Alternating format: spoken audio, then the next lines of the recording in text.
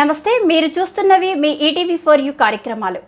భద్రాద్రి కొత్తగూడెం జిల్లా కొత్తగూడెం పరిసర ప్రాంతాల్లో జరిగిన వార్తా విశేషాలు ఇప్పుడు చూద్దాం.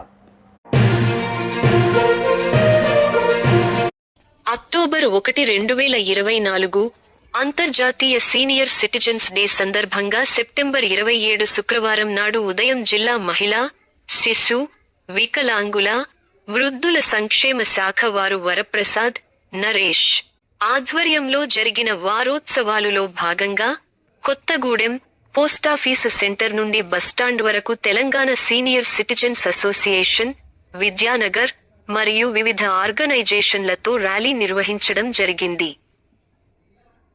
ఈ సందర్భంగా తెలంగాణ సీనియర్ సిటిజన్స్ అసోసియేషన్ అధ్యక్షులు కొల్లు నాగేశ్వరరావు మాట్లాడుతూ దేశవ్యాప్తంగా ఉన్న సీనియర్ సిటిజన్స్ అనేక రకాల ఇబ్బందులు పడుతున్నారు అని రాష్ట్ర, కేంద్ర ప్రభుత్వాలు సహాయం చేయాలని, ఉచితంగా వైద్య సేవలు, బస్సులు, రైల్వేలలో 50% రాయితీ ఇవ్వాలని మరియు 1,50,000 రూపాయల లోపు ఆదాయం ఉన్న సీనియర్ సిటిజన్స్ కు ఆసరా పెన్షన్లు మంజూరు చేయాలని కోరారు.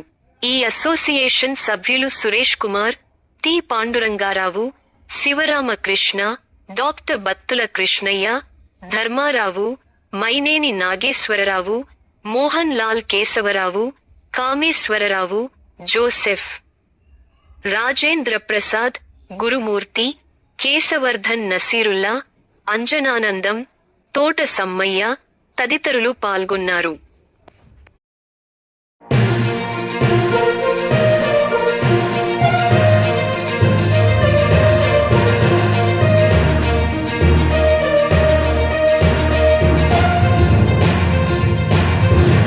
రెండు తెలుగు రాష్ట్రాల్లో జరుగుతున్న మరిన్ని వార్తా వివరాల కోసం చూస్తూనే ఉండండి మీ ఈటీవీ4U ఛానల్.